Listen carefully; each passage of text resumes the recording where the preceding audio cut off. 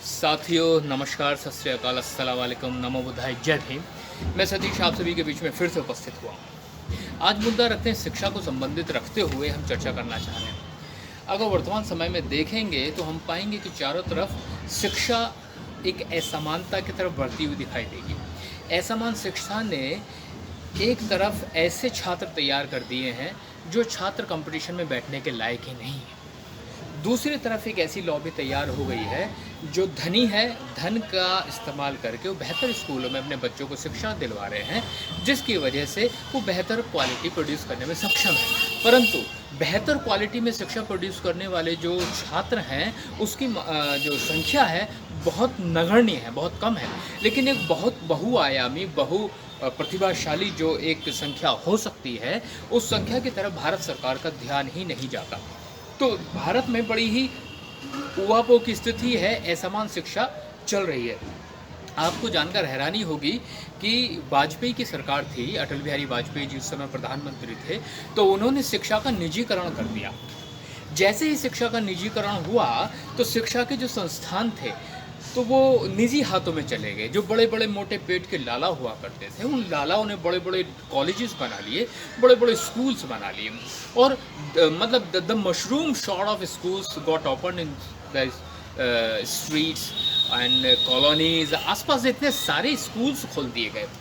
यहाँ तक कि अगर मैं आपसे कहूँ कि आपको अपने बच्चे का एडमिशन कराना है नर्सरी में, प्री नर्सरी में, या फिर जो है केजी में या एलकेजी में एडमिशन कराना है और किसी सरकारी स्कूल में कराना है, तो आपको जानकर हैरानी नहीं होगी कि आपको एक भी सरकारी स्कूल ऐसा नहीं मिलेगा जहां आप अपने बच्चे को नर्सरी, केजी, एलकेजी या प्री नर्सरी जैसी क्लासों में एडमिशन करने को मिल जाए। तो उसकी जगह भारत सरकार ने क्या चला रखा? आंगनबाड़ी। आंगनबाड़ी के नाम पर अथाह लूट हो रही है। वहाँ शिक्षा के महत्व ही बदल दिए गए हैं, मायने ही बदल दिए गए हैं। वहाँ शिक्षा हो ही नहीं रही है। It is just a transaction of money transaction वहाँ पर हो रहा है, कुछ नहीं हो रहा है एक्चुअली। तो बच्चों का जो बेस हमारी सरकार ने प्राइवेट सेक्टर के हाथ में दे दिया, निजीकरण करके लोगों के हाथों में दे दिया है। जो बड़ी भारी भरकम फीस हमारे माँ बाप से वसूलते हैं, हमारे बच्चों के पेरेंट्स से वो वसूलते हैं और जो शिक्षा असमान तो थी, अब शिक्षा का निजीकरण किया गया। जैसे ही शिक्षा का निजीकरण हुआ तो शिक्षा के निजीकरण के साथ साथ शिक्षा का बाजारीकरण अपने आप ही हो गया। शिक्षा का बाजारीकरण कैसे हुआ? स्कूल में जहाँ केवल पढ़ाई की एवज में पैसा लिया जाता था, अब वो सिस्टम बदल गया है। पढ़ाई की एवज में तो पैसा लिया ही जाता है। आज जो स्कूल है वो, मुझे ऐसा लगता है कि वो एक जो है बिग बाज़ार जैसा स्टोर बन गया है कि आप वहाँ पर जाइए, आपको जो है कपड़े मिलेंगे, आपको जूते भी मिल जाएंगे, आपको मोज़े भी मिल जाएंगे, आपको टाई बेल्ट भी मिल जाएंगी, आपको बुक्स मिल जाएगी, आपको कॉपियाँ, नोटबुक्स मिल जाएंगी, और आपको अगर घूमने जाना हो तो पिकनिक का भी सैर सपाटा आप ले लीजिएगा। और अगर आपके अंदर थोड़ी और प्रतिभा है तो आपको स्टेज शो करने का भी मौका मिल जाएगा। उसके लिए भी यू नीड टू पे, उसके लिए भी आपको पैसा देना पड़ेगा। मतलब आप ये समझिएगा, शिक्षा देने के साथ साथ आज हमारे स्कूल जो सो कोल्ड स्कूल्स हैं, जो निजी हाथों में हैं, जो शिक्षा का बाजारीकरण कर रहे हैं, वो टाई बेल्ट बेचने में ज़्यादा मसरूफ़ है। आपको हैरानी होगी कि एक हफ्ते में 4 तरह की यूनिफॉर्म पहना करके बच्चों को स्कूल बुलाया जाता है कि आप फला दिन ये वाली ड्रेस पहन कर आएंगे, फला दिन ये वाली ड्रेस पहन के आएंगे। आपको जानकर हैरानी होगी कि केवल यूनिफॉर्म ही नहीं, ऐसा भी डिसाइड किया गया है कि आप जो है फला दिन ये वाला खाना लेकर के आएंगे लंच बॉक्स में, और फला दिन ये वाला खाना लेकर के आएंगे। तो मैं ये समझ नहीं पा रहा हूँ, ये शिक्षा दी जा रही है या वहाँ पर फैशन शो कराए जा रहे हैं? क्या हो रहा है? केवल और केवल व्यापार हो रहा है। These schools are minting money like anything. ये केवल और केवल पैसा कमाने में ही मशरूफ़ हो गए हैं। जिसका परिणाम क्या हुआ? जिसका परिणाम ये हुआ कि हमारे बच्चों के अंदर शिक्षा के प्रति जो ललक हुआ करती थी, शिक्षा का जो सकारात्मक भाव हुआ करता था, वो शिक्षा के प्रति सकारात्मक भाव बिल्कुल समाप्त होता जा रहा है। और हमारे जो अध्यापकगण हैं, अध्यापकों का और छात्रों का रिश्ता, अब गुरु और शिष्य का रिश्ता बाकी बचा ही नहीं है। शिष्य को भी पता है कि ये व्यापारी है और अध्यापक को भी पता है कि इससे मुझे पैसे कमाने हैं। तो कुल मिलाकर के पूरी तरह से शिक्षा व्यवस्था का व्यापारीकरण कर दिया गया है। और व्यापारीकरण का एक वर्तमान में उदाहरण मैं देना चाहूँगा, बड़ा ज़बरदस्त उदाहरण देना चाहूँगा वर्तमान में शिक्षा का। उसमें क्या हुआ है, जैसे ही कोरोना काल आया, कोरोना के वजह से पूरे भारत में ऊहापोह की स्थिति हो गई, लोगों के रोज़गार चौपट हो गए, लोगों की नौकरियां छूट गई हैं, लोग अपने घर पे बैठे हुए हैं, व्यापार कर नहीं पा रहे हैं, परिवार में आमदनी ज़ीरो हो गई है।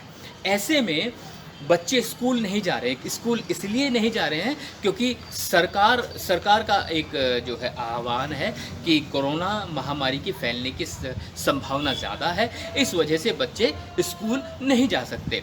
लेकिन उसके बावजूद भी ये जो स्कूल वाले हैं, स्कूल वालों ने एक बड़ा नायाब और उम्दा तरीका निकाला कि हम बच्चे स्कूल अगर नहीं भी आ रहे हैं तो कोई बात नहीं, बच्चों को हम मोबाइल पे पढ़ा देंगे, बच्चों को हम जो है ऑनलाइन पढ़ा देंगे। पर मैं ये पूछ रहा हूँ कि इन स्कूलों में जो ये कह रहे हैं कि हम प्लेटफॉर्म तैयार कर रहे हैं, हम लोग ऑनलाइन एजुकेशन दे रहे हैं, तो ये तो बताओ, बच्चे जो आपके यहाँ पढ़ने जा रहे हैं, क्या उनके पास स्मार्टफोन की व्यवस्था है?